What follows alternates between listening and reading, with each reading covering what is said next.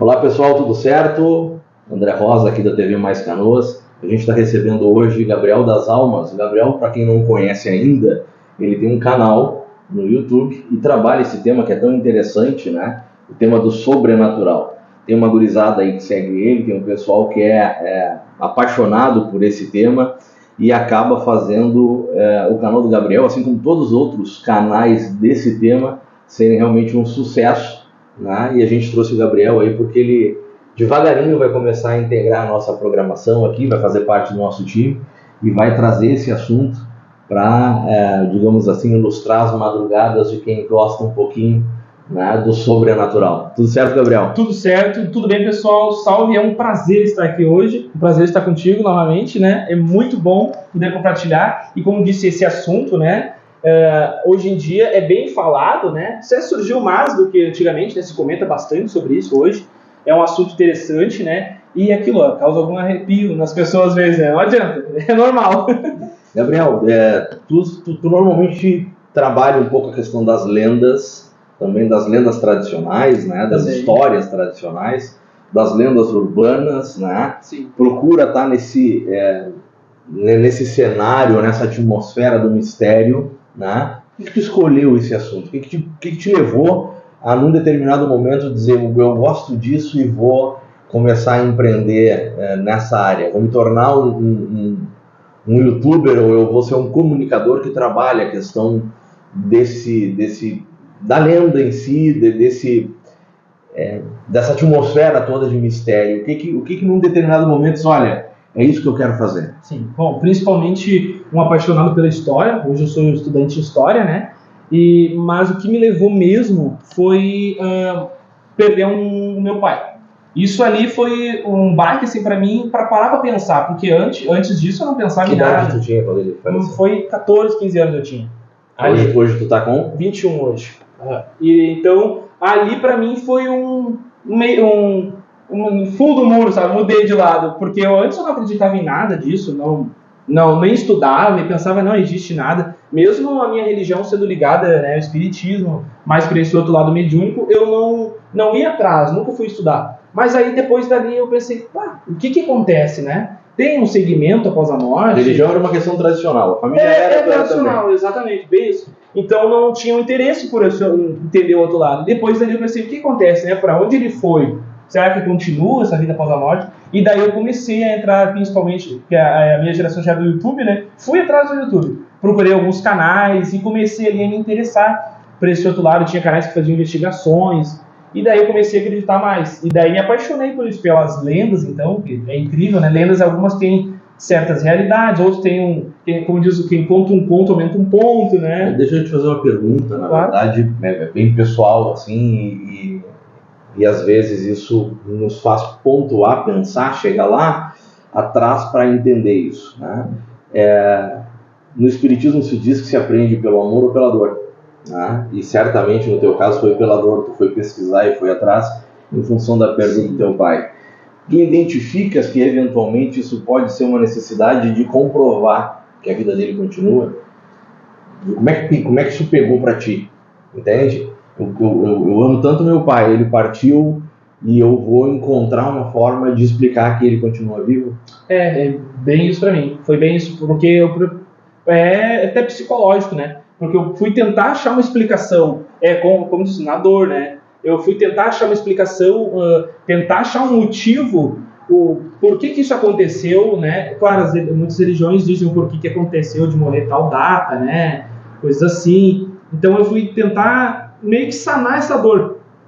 Vou procurar saber o que acontece, né? Para onde ele foi? Como é que vai seguir daqui para frente? Então foi meio que quase também fechar um certo buraco em mim, que era uma dor, que é a perda, né? Porque para mim foi a primeira pessoa que eu perdi. Foi ele. Antes disso eu não tinha participado de nenhum velório, de ninguém, de nenhum familiar. O que aconteceu com a minha avó por parte de pai, eu tinha 1 ano de idade, então não tenho nenhuma experiência, né? Mas o dele foi a primeira vez que eu fui em um velório, que eu perdi alguém tão próximo, então foi um baque para mim muito grande.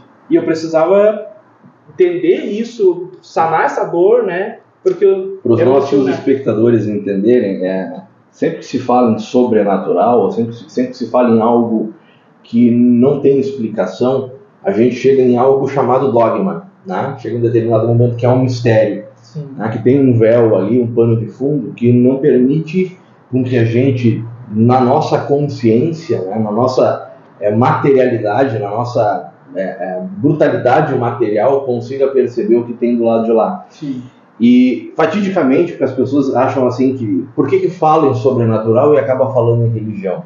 Obviamente porque a fundamentação do sobrenatural, ela se dá, a explicação se dá em cima dos dogmas que as religiões têm. Né? Ou seja, tu acredita se quiser, né? Mas daqui para frente é só crença, não existe comprovação. No Espiritismo se tem a necessidade de tentar comprovar a existência do plano espiritual por método científico. Né? O próprio Livro dos Espíritos foi escrito com método científico. Né? Allan Kardec, quando começa as pesquisas sobre o Espiritismo, ele começa a enviar para diversos lugares do mundo onde aconteciam manifestações sobrenaturais, né? Sim. Ele começa a enviar questionários. E esses questionários são respondidos pelas mesas girantes. Né? E aí ele começa a separar, porque ele era cientista, né? As respostas que eram idênticas ou muito similares em diversos lugares do mundo. Então, o Espiritismo tem a pretensão de ser uma ciência, mas ele ainda não tem a comprovação, porque ele se utiliza de método científico para comprovar a existência do plano espiritual. Né?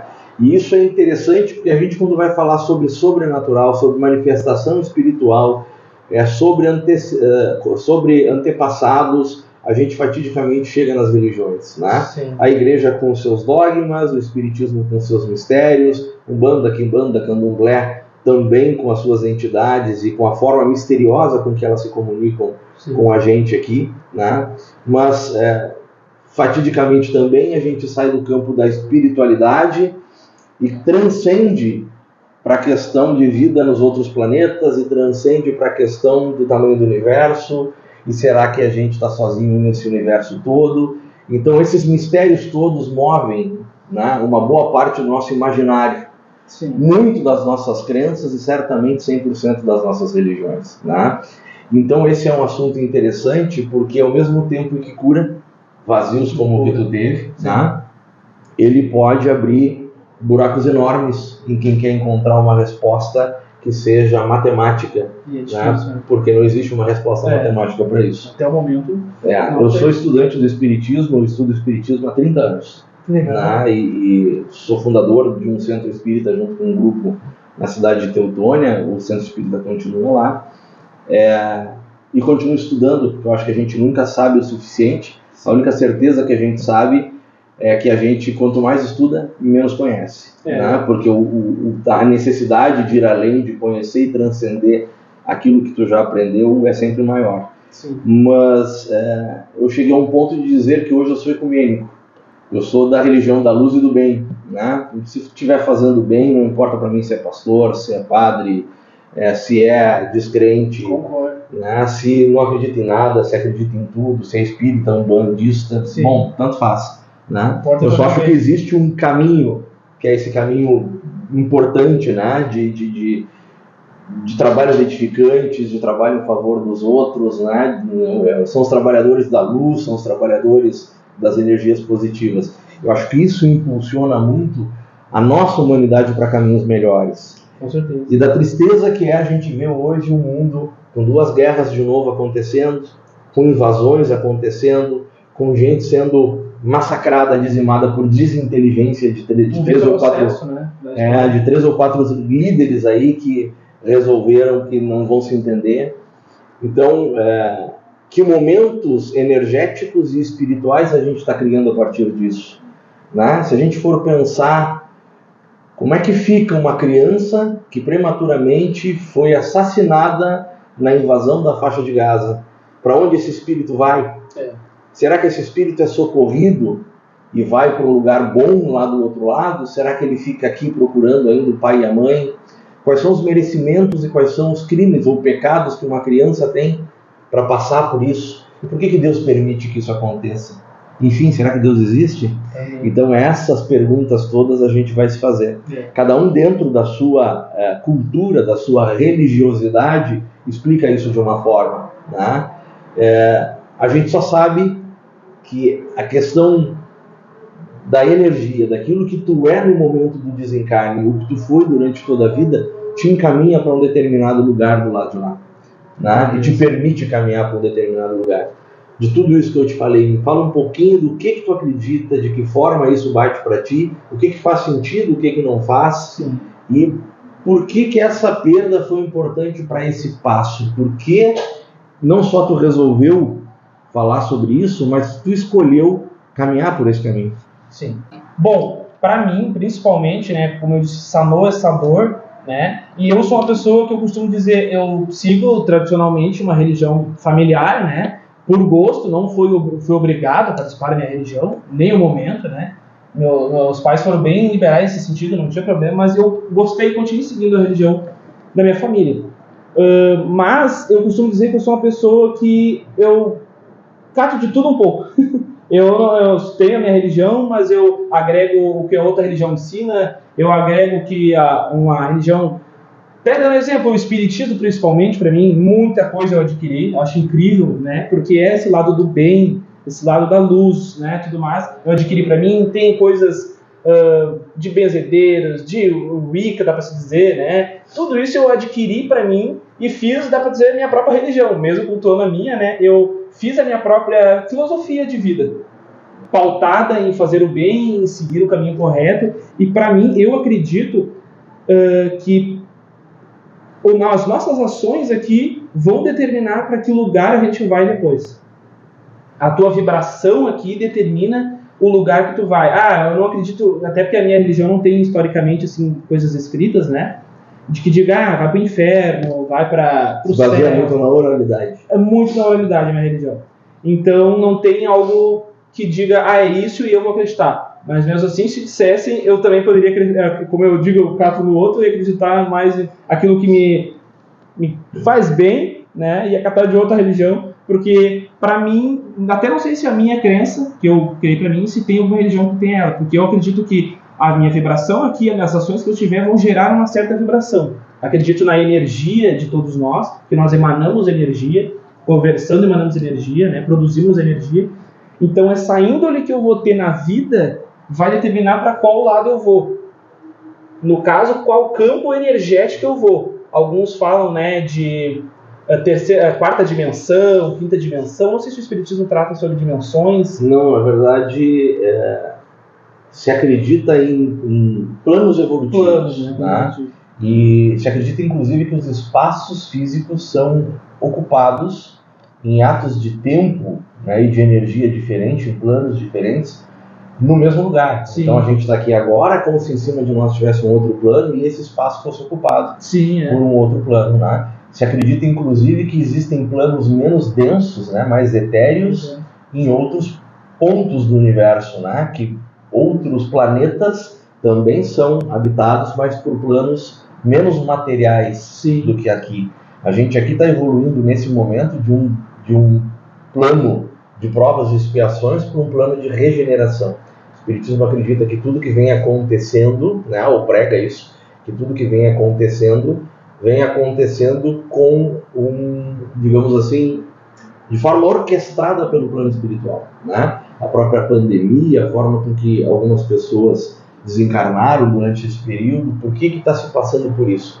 A gente tinha a sensação, tu é muito jovem para de repente entender o que eu vou dizer, mas a gente tinha a sensação no passado que tu tinha um ato, tu fazia algo e a reação daquela ação, ela demorava um certo tempo para chegar. Né? Então eu fazia algo e aquilo demorava um certo tempo, mas aquela reação chegava. Hoje, isso é tão de bate-pronto que tu faz e amanhã a reação está aqui. Né? Tu faz hoje e logo ali na frente a reação acontece. Claro, a gente hoje tem mais informação, uma criança de 6 anos tem mais informação do que o imperador de Roma tinha, né? Porque tem a internet à disposição. É muito mais fácil, né? As pessoas dizem isso e a gente repete, né? Porque isso está na internet. O imperador de Roma tinha mais, uma criança de 6 anos tem mais informação do que o imperador de Roma tinha.